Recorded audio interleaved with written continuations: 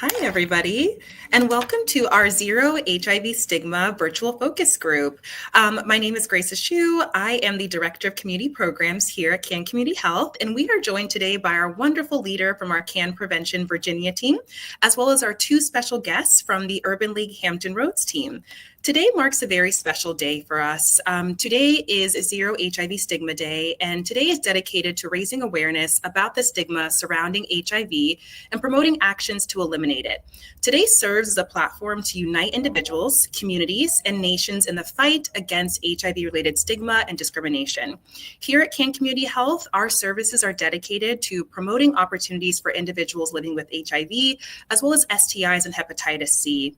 For us, it marks a very pivotal time in us to address HIV stigma and also to work towards stigma reduction. I wanted to also highlight a special individual who's done amazing work throughout the course of this 30-year fight against HIV. Prudence Mabel serves as an HIV advocate who was born in South Africa. She is a female who has been advocating for HIV stigma reduction over the past few years. Prudence Mabel is very important to us because she stands as a beacon of hope. She stands as a beacon of advocacy, and it's important for us to highlight her work today. Today, I'm joined by three special guests, and I'm going to welcome them to the screen. First up, we have Imani Nunley, and I will pass it over to Imani to introduce herself. Hello, everyone. It's so great to be here. My name is Imani Nunley. I am the Prevention Program Manager of CAN Community Health at our Norfolk, Virginia location. And I have been here for about 2 years now, setting up shop with a brand new prevention team where we go out in the community and do free HIV and STI testing, as well as providing education to different populations. And nice to be here. Thank you. Thank you, Imani. I'm going to pass it off to Joshua Holder. Hello, everyone. I'm Joshua Holder. I'm the Director of Health Programs at the Urban League of Hampton Roads. And we do work, at the Urban League, we do work in 5 different pillars. That's housing, health, education, financial wellness, and employment. And specifically on the health team, we do work in HIV prevention and case management. We also do maternal health work, as well as some mental health and nutrition work as well. We just try to help the community in all aspects that we can. Thank you, Josh. Dex. And good afternoon, everyone. My name is Dexter. I am an early intervention specialist and outreach coordinator with the Urban League of Hampton Roads health team. If you've seen us outside within the last year, you've probably seen me. So thank you for having us. Thank you. Thank you all so much for joining. This is a very important topic that we're covering today, and the amazing work that you all do in the community is so vital to moving this movement forward when it comes to HIV stigma reduction. So I first wanted to open up the group to a few questions that we have just to kind of talk a little bit more about why HIV stigma reduction is so important. And the first question that I have is, what are some lingering stigmas around HIV that you still see in our communities, and how can public health campaigns shift those mindsets? And I'll first start with Imani. So I think I started in this field in 2015, and I think a very consistent thing that I have seen as far as the stigma surrounding HIV is that people still very much think it's the gay disease. And I know that we have made huge strides since the 80s of kind of taking that away, like HIV does not really have a face. Anyone can be affected, but that is one of the biggest things that I see. It is still very much a taboo subject to talk about within our communities when you're dealing with the brown and Black population. And that's why I step in with my team. Like just this past weekend, we were actually at the Latino Music Fest, and we had firsthand experience of people really just giving off those misconceptions about HIV or kind of being like, oh, I don't really want to talk about this. But it was a great learning opportunity for us, a great educational opportunity. And one woman was like, wow, I didn't know this. Like, thank you for talking to me about this. And we talked for about a good 20 minutes. So this is the moments where it really matters for us to be out on the forefront and really getting out in the community and meeting people where they are. Because for us to just sit here and say, hey, we offer these services, when they're already so afraid to talk about HIV, they're not just going to always come to us. So sometimes we have to do our part and go out to them. Right. Thank you, Imani. And just adding on to that before I pass it off to Josh, as your amazing team goes out to the community in the mobile unit, like you mentioned, to offer those free HIV, STI, and or hepatitis C tests. So being at events that are very important to the community is definitely something that helps kind of move the needle when it comes to HIV stigma. Josh, do you have anything to add as well?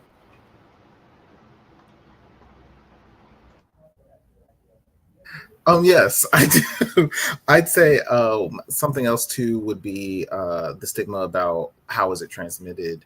A lot of times, I think people still, you wouldn't think that, especially in this day and age, but a lot of times people still don't know, oh, well, do I get it from touching the same doorknob? Do I get it from sitting on the toilet seat? Do I get it from, kissing or something like this? So it's still just kind of breaking down those barriers as well, I think. Wonderful. Thank you, Josh. Dex, do you have anything else to add as well? I think that sometimes it's the language. You're in the field and you're working with people. The language around being clean or being dirty still exists, and it's still really much relegated towards HIV, as well as this feeling of, again, language is important. We still call it infectious disease, and it's not an infectious disease, right? So even in my work, we talk about how public health campaigns can shift. I actually borrowed an idea off of Reddit. They say it's kind of like you have a grown folks cold, right? You would go see a doctor before it turns into grown folks pneumonia. But at the same time, it shifts it to this is normal. This is what happens. It's a part of your life, right? So when we talk about HIV, sometimes it's still presented as this devastating life change. And yes, it is a different life change. And in some cases, it can be a drastic life change, but no more so than things like diabetes and high blood pressure and cholesterol. And there's still a lot of shame. It's the 21st century. People are like, hey, how in the world are you still contracting HIV? Back to Josh's point, because people just don't understand their testing windows. They don't understand the importance of getting regular tested. And we don't even get to talk about pleasure, right? We don't approach sexual health from a pleasure standpoint. So there's still a lot of shame and stigma that when you go to the doctor, right, like this isn't a fun experience. And also there's still a little bit of stigma assuming that this is still a queer or LGBT or gay disease. And, in our work with the Urban League, as well as work with CAN, many of the people that are coming to us are not, identified with an alternative lifestyle, such as being LGBTQIA. Many of them are Black women just seeking to take their care into their hands. So I think it's also important when it comes to the health campaigns, who are you featuring in these health campaigns? What representation are we seeing? And to Mani's point, are we showing up? Are we meeting people where they are and not where we think they should be? Absolutely. That was such a wonderful point, Dex. And it's wonderful that you mentioned just representation wise, like looking at this live stream today, we are all a part of the Black community, evidently, and we all face our different healthcare barriers. So being able to advocate for our community, but also show up in our community is important. And Dex, you mentioned something very important that I wanted to share on this live stream about HIV treatment. Very manageable in our day and age when it comes to living with HIV. There's a multitude of treatment options out there for individuals who are living with HIV. And I do want to reinforce that U equals U, which means undetectable equals untransmittable, is something that we want to shout from the rooftops in the work that we do for people to normalize HIV and normalize and reduce that stigma that a lot of people have, like you all mentioned, Josh, Dex, Imani, where there's a fear around HIV. So being able to stay adherent to your treatment regimen allows you to not transmit HIV to a partner or any other individual that you may encounter sexually. That's very important for us to recognize on this call, is the opportunity for individuals to not only gain access to care, but also when you're in care, be undetectable. A perfect segue, Dex, for you, and I'll pass this question back to you first, is what messages would you feel, see, or support that inspire you to act?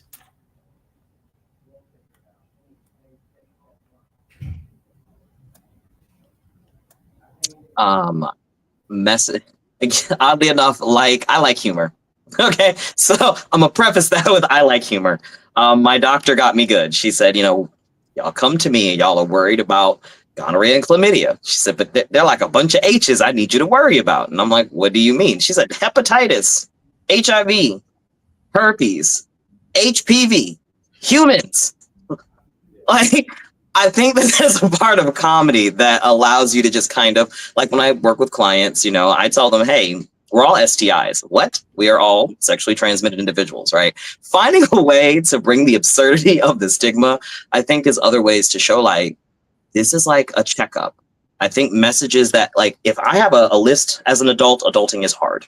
Okay, I'm becoming a certified adult. It's really hard to know all of these things I have to do to take care of my body. Messaging that's like, it's a checklist. You take your car for an inspection in the state of Virginia.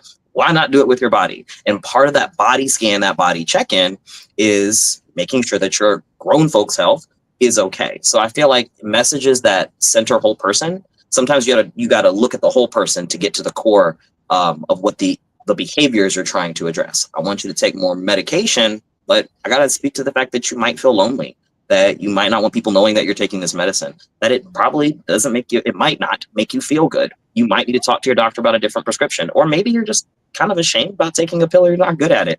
I want messages that talk to those pain points, the things that I struggle with.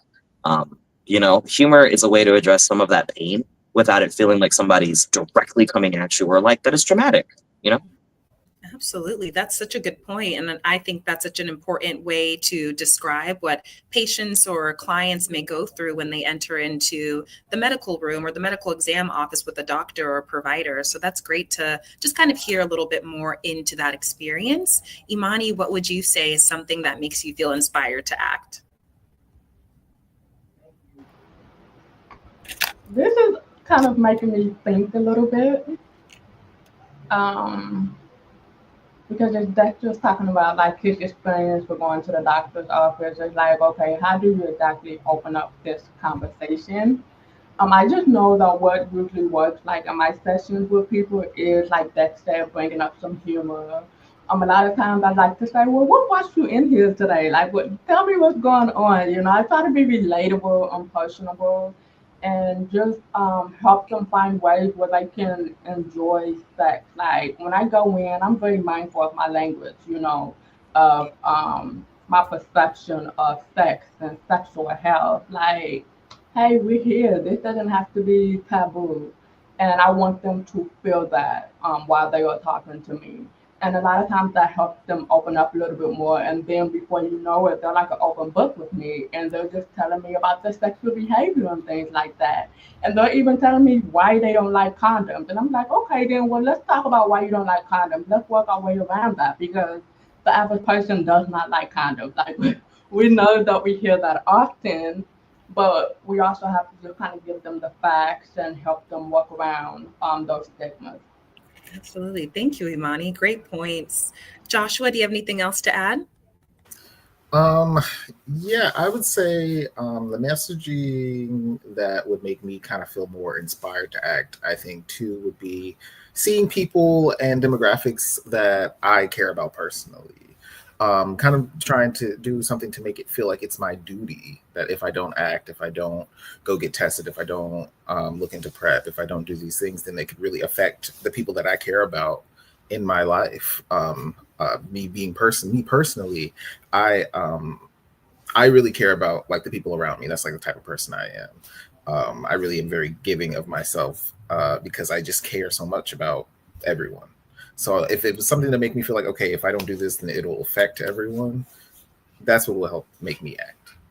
Absolutely. And I think you all share such wonderful points about messaging and what messaging should look like. And here at CAN, we're really focusing on just addressing wellness as a whole and making it very less like in your face when it comes to the type of healthcare access you could have. Addressing wellness as a whole can refer to your whole body health, could refer to anything that's more particular to what you're looking for. So it's really important when it comes to our branding and our messaging that we are having those open conversations with clients or patients. We're taking back that feedback to really develop what we truly want to see. Radical self-care is a perfect word for us to use in this moment to realize that individuals want to be able to gain holistic care and gain that access to self-care when they come into our offices or when they're having experiences at the Urban League, going to events and things along those lines. So those are also perfect questions for us to kind of talk about and have dialogue.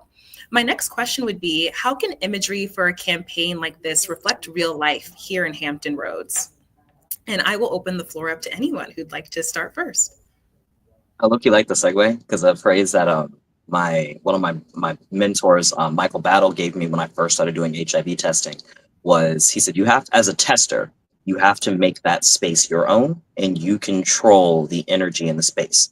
You're taking the chance that you're going to tell someone some life-changing news, right? So you control the energy in that space. And one of the things like they teach you the procedural parts when you're doing the formal training, but in a more of like a trauma informed, but also like cultural informed way, was he plays music, soft, gentle music, or instrumental music that people like jazz and hip hop. And a practice that I adopted of his is when people come in to get tested with me, I thank them for their self-care. And I have to verbalize and acknowledge that you took time from work, family, other things that were important, and you prioritized your health. So when I think of imagery, I look at imagery that shows like you take time to go to a doctor's appointment because you care about yourself. To Josh's point, I care about my loved ones, so I make sure they go to their appointments. My friend has a therapy appointment, I'm going to remind you, right? I don't want you crashing out. So I think of imagery like that, especially if you're talking about trying to get Gen Z involved, right? You see your friend crashing out over not getting the care, not getting the assistance, not taking those things. And that imagery comes back into, well, what does the parallel look like with support, right? Imagery that models what support looks like. I love campaigns that show a contrast, that you can see two sides of the same coin. What is this person who doesn't have support? What are they going through? Versus, like Josh said, sometimes the difference is you meet that one case manager who turns your life around. So then you get to see like a before and after. There's a lot of stories like that. Like, you don't even have to make the stories up. There's a lot of stories of people whose lives changed because their diagnosis became a source of empowerment.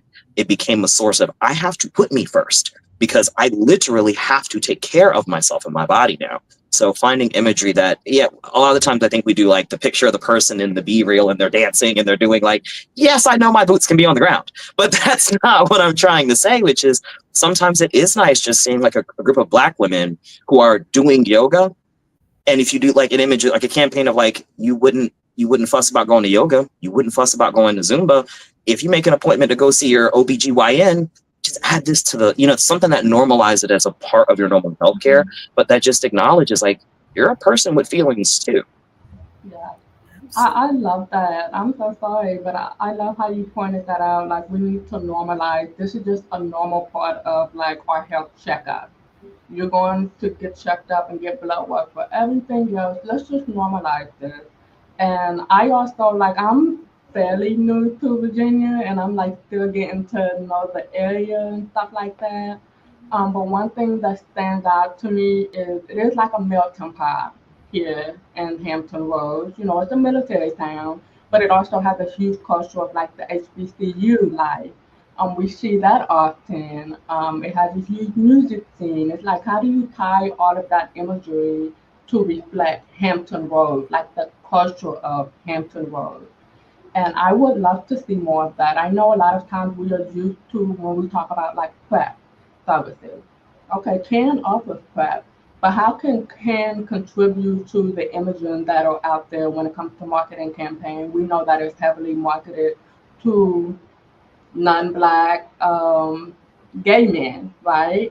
But we would like for more of like our cis people to know more about PrEP, and we would like for them to like, be educated and get on PrEP.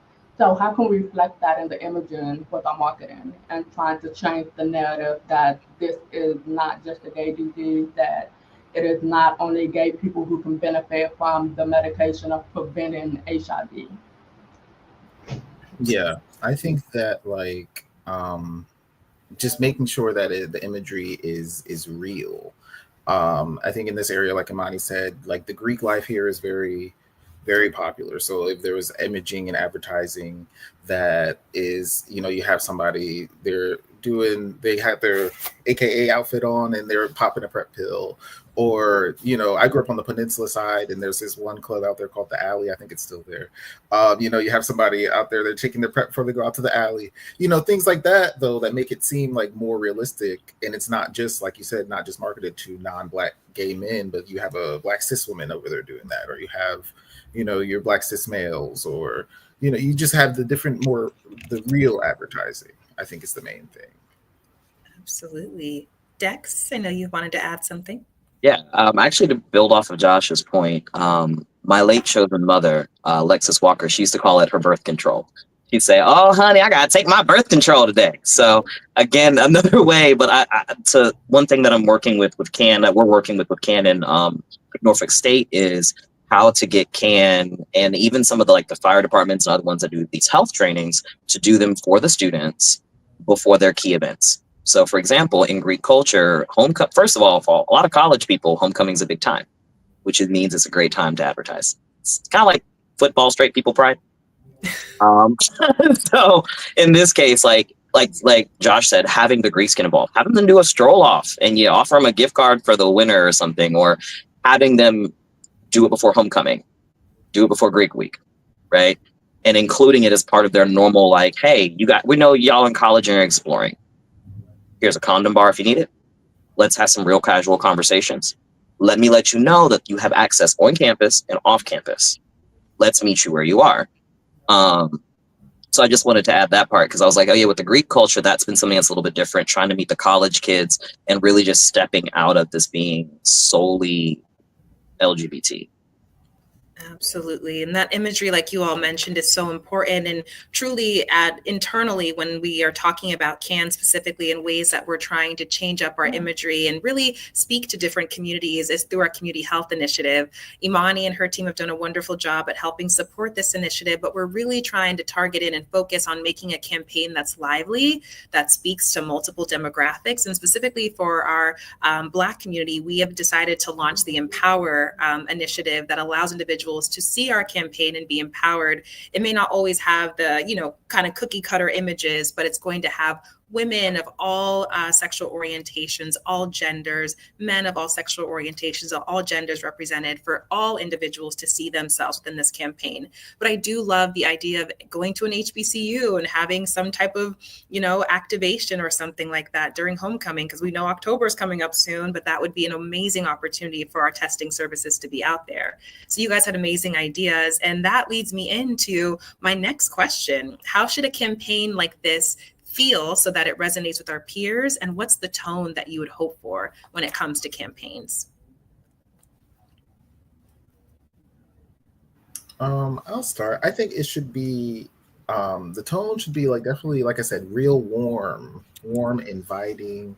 I feel like a lot of ads out here now, especially the ones that talk about prep and things like that, I feel like they all kind of feel a little cookie cutter, where it's, this nice it's like this happy music, and then there's these people walking through a field and all of this, and it's like, I don't see people doing that ever realistically.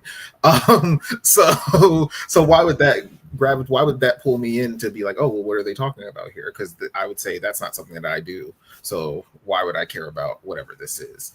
So I think that that's really important. It's something warm, inviting, and real. I think those are the main things. Wonderful. Thank you, Joshua. I think that's a great point. Imani? Yeah, I would also say a safe space. We talk about that often, but also providing a safe space for us to talk about these things, not be afraid or ashamed and embarrassed. I think a lot of us probably, you kind of think about to religious views and things like that. How I grew up personally, I had a very negative perception surrounding sex. It's, hey, if you have sex, then XYZ, that's bad, But we want to provide a safe space for people, and talking about this is sexy, it's empowering, it's cool to talk about this stuff and just share knowledge and just make sure that we're all taking care of ourselves. Absolutely. I think that an innovative way to do a campaign would be one that's pleasure-based, that acknowledges that there is pleasure, and that if you come from it, a lot of people are just not having the encounters that they want to have. So they're not having satisfying encounters. They're not really enjoying themselves. So before we pathologize a behavior, we try to fix it, or I try to sell you something, I want it to come from a place of pleasure. I want you to enjoy the experiences that you are engaging in. So what do we need to do to take away the mental stress? If I can watch on TikTok and watch it, men versus women and all this stuff, I can hijack science to make it work, right? If we have different types of I'm an academic conversationalist. If you can find a way to take that information in a day and age of disinformation and misinformation and make it casual, that's kind of how you get people involved. So we have different types of desires. What am I really looking for? A lot of people have never been asked, what do you really want? Because again, I can ask you to take a pill, I can ask you to wear a condom, but the reality is if you're putting yourself at risk for encounters that aren't even giving you pleasure, that's what I want to address, because all of this stems from that. But I have to see you as a person worthy of pleasure first. So when I talk about these things, and also the shame part, right? We should, part of that campaign is talking about pleasure with faith-based leaders, because there's a lot of shame and stigma tied into those things. So having people in those places that have those conversations that talk about, hey, maybe we can get an informed of how does a pleasure conversation advertisement with someone in a spiritual place look like? How do we open the door for that? And then provide you someone to go talk to in addition to us, because I can help you with your body, they can help with your spirit. Cool. But if there's shame at the heart of this, we got to discuss your value, your esteem. We got to discuss pleasure, because you want to feel wanted. You want to feel needed. And I think that that's a universal pain point that regardless of who you slap a face on, that's what people will feel like, right? I feel lonely. I feel isolated. Regardless of how I come to the act, I don't want all that stress when I'm engaging in it. So how can the campaign, which says like, this is a tool to help you engage in more pleasurable encounters, and what that could look like?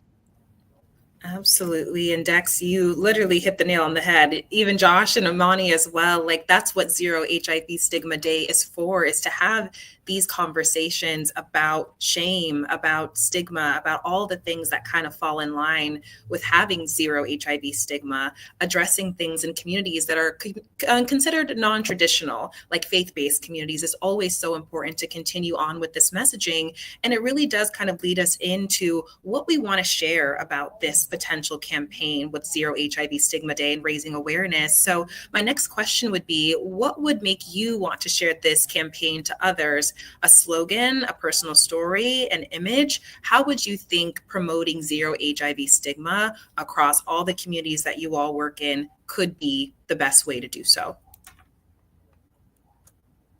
Well, I think to piggyback off of what Dex said, like personal stories, I think that is really important. Hearing somebody say, you know, this is what I was going through. This is what was going on, and this is now the difference because of Zero HIV Stigma Day.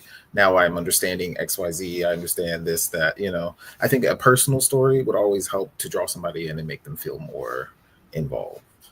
Absolutely. Absolutely agree. Kind of like long form content. Like I ain't gonna hold. I like to scroll on my phone. So I know a lot of people, that's just how they're engaging.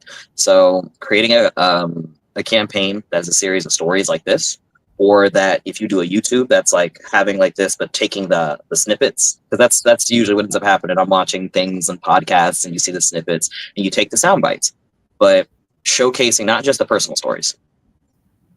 To get a small group of people, you want to address the larger group. So like if I want to help someone who's queer, I don't aim for them. I aim for the straight folks that love a queer person that's trying to help because they care.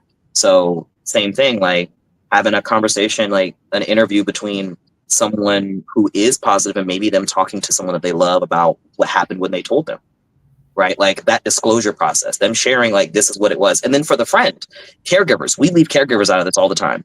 So hearing the caregiver's story, hearing the loved one's story, hearing the person who said, look, I want to show up and I don't know how, and I don't know where to start. So hearing that and hearing those stories, I think like, especially in in short form content, that's like less than 3 to 5 minutes. That's something that someone can click and go back to a 20-minute, YouTube video to watch the full conversation. I think is also another organic way that people can kind of relate. I absolutely love that idea as well. Imani, do you have anything else to add? I think just from being in this field and knowing that the need is still very much there,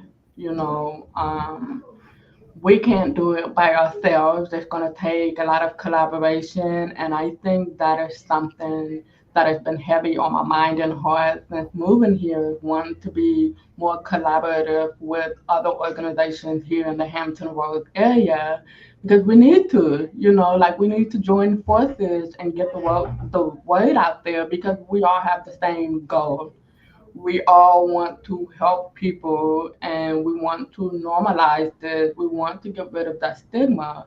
And thinking back to me starting in this field in 2015, that's 10 years ago, but still dealing with the same thing. It's like we have to get out there. So I would just say community work, meeting people where they are and knowing that the need is there is what would make me want to do even more. Absolutely. And my last question for you all is, what does a world with zero HIV stigma look like to you? And how can a campaign like this help us get there?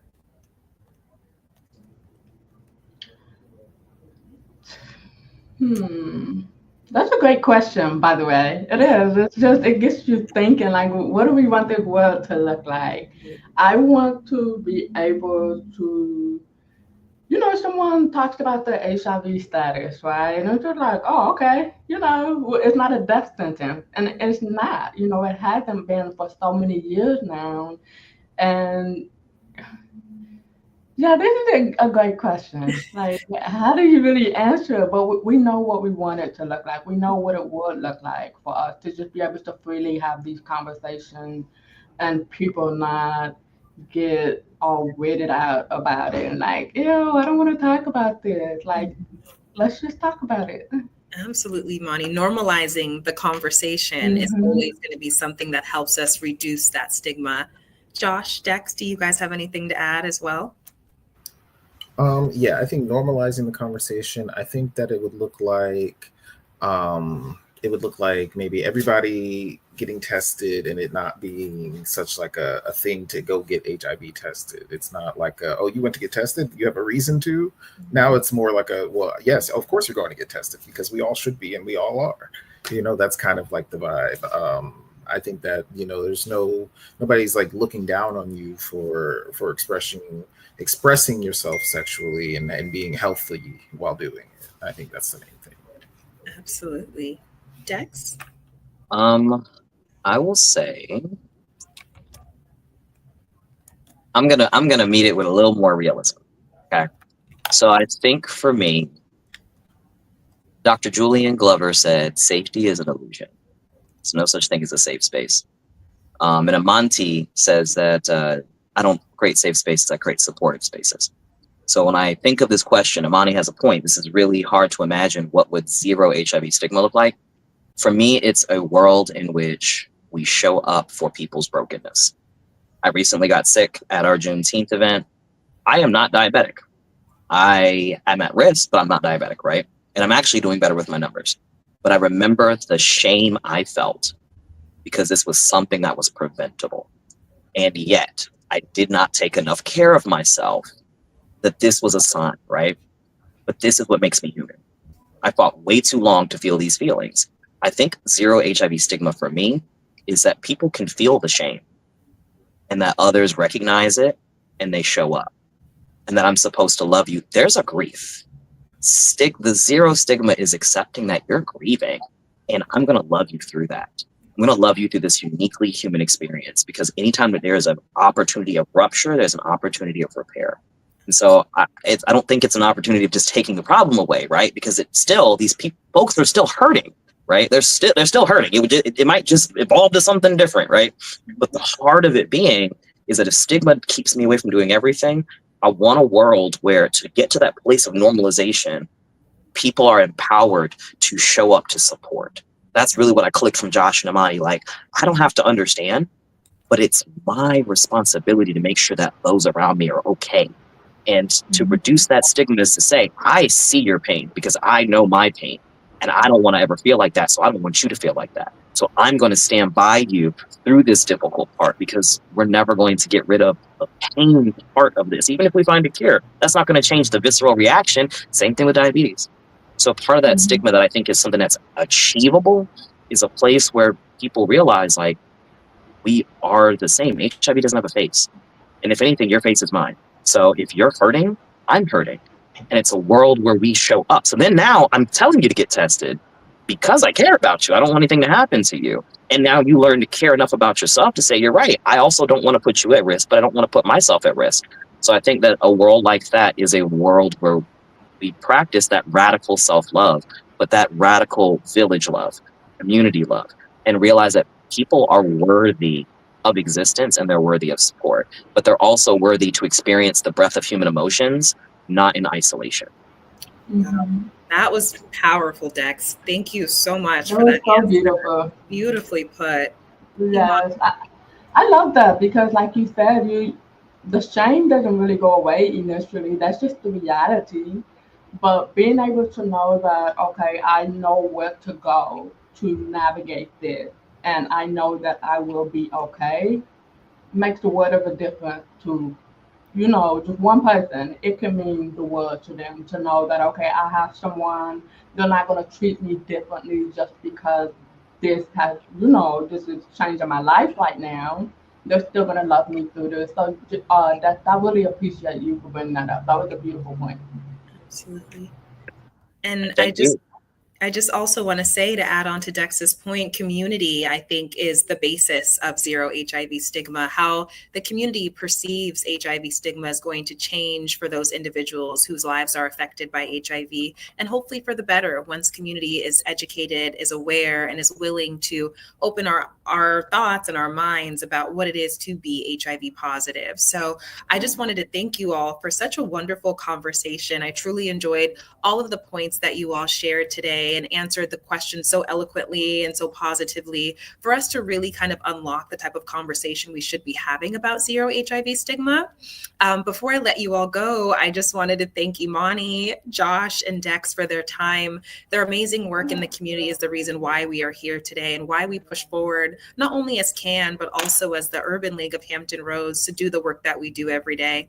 At the bottom of your screen, you'll see the webpage to access the Urban League HamptonRoads.org webpage if you're interested in learning more about what Josh and Dex do in the community. And we are so thankful for you both for partnering with CAN continuously over the past few years on different activities and activations. We've recently participated in the Juneteenth event that you all held last month and had a great time there. And we can't wait to look forward to more partnerships over the course of this next year. And I also wanted to do a quick highlight for Imani's program in Virginia. They will be holding a focus group in August of 2025. So look out for some more information. But I just wanted to thank you all for spending time today and sharing your thoughts so passionately. And I hope to revisit us soon when it comes to this topic. Thank you so much. Thank you. Thank you for having us. Yes, thank you so much. Absolutely.